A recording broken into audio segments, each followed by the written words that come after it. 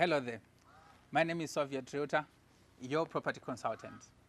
Today, we want to talk about land and all the misconceptions that people have about land. Most people think that any land can be property, but no, that's not true. So today we want to go into detail of all the processes that land goes through for it to come from soil up to title deed. Stay tuned for more.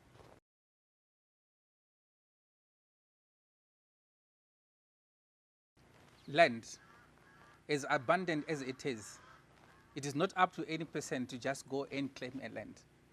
Land can only become property after it goes through certain legal, surveying, planning, and administrative processes.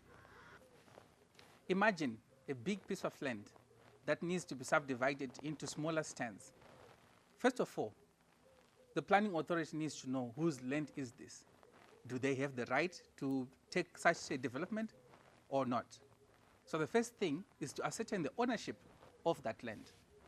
After that is done, a surveyor is required, a registered land surveyor to be specific, is required to ascertain the boundary of the property. After ascertaining the boundary of the property, there needs to be a topographical survey where the outlook of the land is measured to see how big is it, what are the features on the land, is it suitable for such a development. After the land surveyor is done with the topographical map or diagram, it is sent to the town planner, who looks at the topographical layout and looks at the zoning regulations to see if the intended development is permissible within that law. And besides the zoning regulations, there are a lot of environmental laws that also need to be taken into account to see if the area has not been earmarked or preserved, especially wetlands, or if it's an ecological site.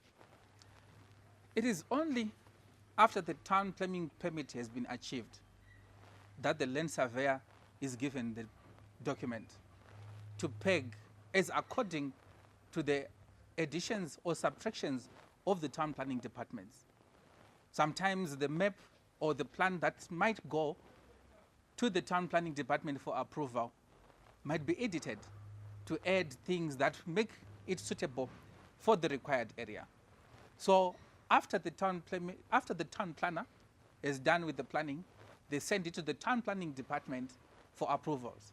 So after that is approved, that's where you get a town planning permit.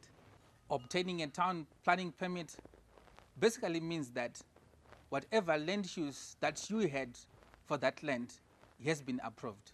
So if it was for residential, it means that you can go ahead with the pegging of the residential area. The town planning permit comes with its terms and conditions. These include servicing and infrastructure, roads, sewer, etc. So the surveyor now comes and pegs those stands. And after meeting the requirements of the town planning permit is where the certificate of compliance is granted to the developer. And at the same time, the land surveyor is working on the documents and they are lodged to the Department of the Surveyor General, where we get our diagrams. Well, and now that the development has obtained its certificate of compliance, then which means that it is safe for people to purchase that property. What's left now is the title deeds.